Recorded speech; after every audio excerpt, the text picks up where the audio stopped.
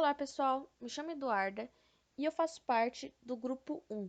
A gente vai apresentar hoje sobre o critério de estabilidade de Nyquist, margem de ganho e fase e sobre compensadores. Agora falando um pouquinho sobre o critério de estabilidade de Nyquist.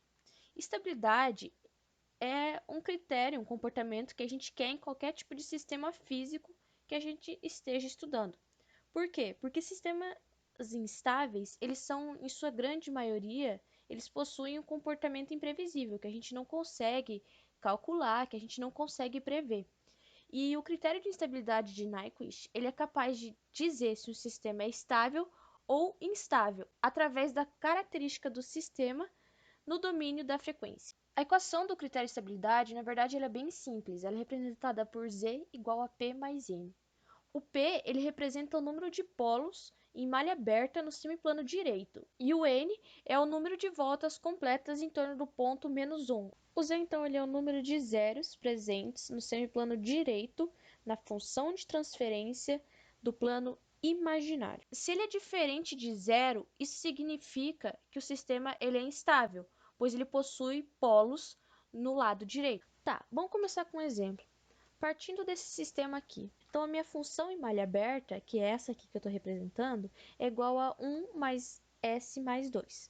Agora, para calcular o diagrama de Nyquist, primeiro a gente coloca o nosso S tendendo a J ômega. Então, aqui na nossa G de S, a gente vai substituir onde tem S por J ômega. Aí aqui eu vou começar a jogar alguns valores para essa funçãozinha aqui. Então, eu vou jogar para os valores extremos e também vou jogar para alguns valores intermediários. Tá, então, com a ajuda do MATLAB, eu plotei esses pontos aqui. Essa reta, essa curva, na verdade, que interliga eles, ela é dada por essa angulação que eu tenho aqui. Esse ponto da origem aqui, ele tem uma angulação de 90 graus com a origem, certo? Quando a gente vem para esse ponto 0,25, que é esse ponto daqui, também tem angulação de 45 graus para a origem. E o mesmo ocorre aqui também, que tem 45 graus para a origem.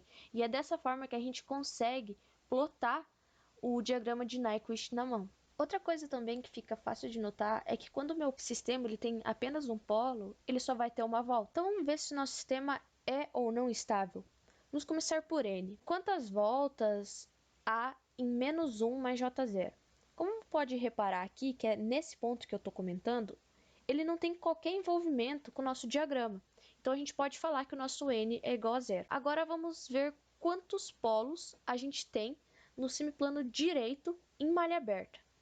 Esse aqui é a nossa função em malha aberta. Como é fácil perceber também, a gente só tem um único polo e ele é negativo. Logo, a gente não tem nenhum polo que esteja para o lado direito, certo? Então, a gente não tem nenhum polo positivo. Então, o nosso P é igual a zero. Logo, o Z também é igual a zero. Então, a gente pode dizer que o nosso sistema é estável. Oi, tudo bom? Meu nome é Fernanda e hoje eu vou falar sobre a margem de ganho e de fase. Bom, a margem de ganho ela é uma variação no ganho de malha aberta e ele é expresso em decibéis. A margem de fase é uma variação na defasagem em malha aberta.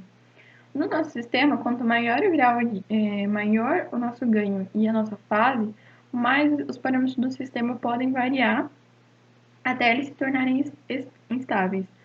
A gente pode fazer uma comparação com o LGR também, que quando mais afastado do polo imaginário eles eram, do eixo imaginário eles eram, maior o grau de estabilidade.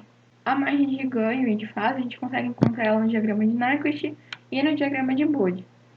Aqui, considerando um sistema que ele é estável até que não ocorra um envolvimento de menos 1 grau, a gente faz a diferença de ganho entre a intersecção do diagrama de Nyquist e do eixo real em -1 sobre alfa, e também o ponto crítico.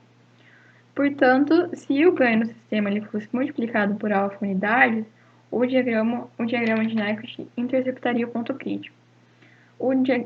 A margem de ganho, então, a gente pode representar por alfa unidades ou em decibéis, como eu já falei anteriormente. O GM, então, a gente consegue encontrar em decibéis como log de alfa vezes 20. A margem de fase é quando o nosso ganho ele é unitário e ele representa a proximidade do sistema da instabilidade. Com o ganho unitário, caso ocorra uma defasagem de alfa, o sistema se torna instável. Ele é representado, então, por esse valor alfa. Aqui eu separei um exemplo para mostrar como a gente pode encontrar no diagrama de Bode e no diagrama de Nyquist. Então, a gente tem aqui essa função de transferência e esse k igual a 6. E para encontrar esses valores, eu considerei a função Nyquist e Bode no MATLAB para a gente plotar. No diagrama de Nyquist, então, a gente consegue encontrar aqui uma frequência em radianos de 2,48 e no eixo real aqui ele está em aproximadamente menos 2,94, menos 0,3, né? O ganho, então, ele pode ser aumentado em até 33,33 vezes, você dividindo 1 sobre alfa, né?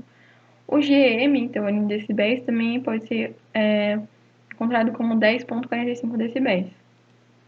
O diagrama de Bode, a gente tem aqui também aproximadamente 10,5, 10,45 e a frequência em radianos de 2,45. Aqui, quando o ganho é unitário, a gente tem uma frequência em radianos de 1,25, desculpa, e a margem de fase aqui de 67,7 graus. Bom, pessoal, vamos falar de atraso de fase, onde as principais características são menor erro em regime permanente e aumento do ganho em baixa frequência. Tá? Se a gente pegasse um ponto qualquer aqui e traçasse as retas, a gente, fazendo a somatória desses ângulos aqui, a gente veria que tem uma contribuição negativa em ângulo, por isso atraso de fase. Tá? Bom, aqui em frequência, a gente pode ver que se a gente fosse desenhar na mão, a gente encontra um polo primeiro, então a gente tem uma atenuação de 20 dB, depois o zero acaba com essa atenuação. Tá? Essa é a resposta em frequência e magnitude. Em fase, aqui excursionando pelo sinal negativo, a gente não tem contribuição nenhuma, depois a gente tem uma contribuição negativa aqui, né, uma atenuação, isso vai para zero. Se a gente tem um ganho K, a gente pode ver que a gente está dando um ganho nas baixas frequências, certo?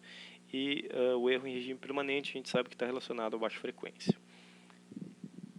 Bora para avanço de fase. Bom, pessoal, vamos para avanço de fase agora. E as características deles são uma melhora do transitório com menor sobressinal e um tempo de assentamento menor também. Bom, aqui a fórmula é a mesma, porém estão trocados, né? Se a gente fizer a contribuição de ângulo, a gente vai ver que isso aqui dá um avanço na fase. Vamos para a resposta em frequência desse cara, então.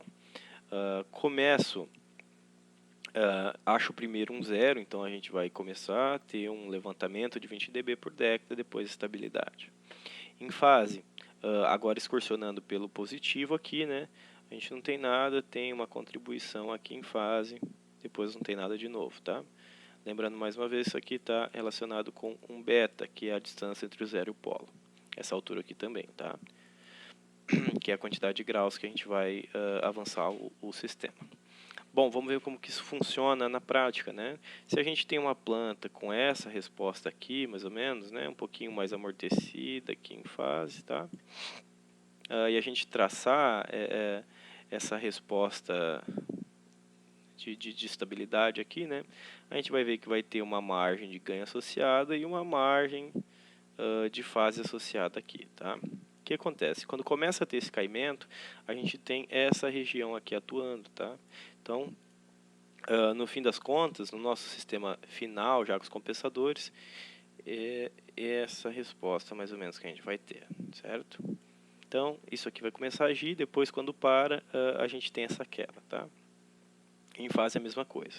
Começou a agir, demorou um pouquinho, tá? Demora mais para cair. Beleza? Então, o que acontece? Agora, se a gente for ver a nossa região de estabilidade, né? A gente tem aqui, ó, uma margem de fase maior, tá? E a gente tem também uma margem de ganho aqui, ó, maior, né? Maior. Então, o que acontece? A gente tendo uma margem de fase maior, ela está relacionada diretamente com o sobressinal, porque se, né? Então, ela interfere aqui, ó, nesse sobressinal, certo? E a gente excursionando esse sinal para a direita, que é o que aconteceu, a gente dá uma maior banda passante para ele, né? Mais atuação de frequência dentro do sistema. E diretamente relacionado com os tempos de assentamento e tempo de pico, certo? Então é daí que vem essas características do compensador em avanço de fase.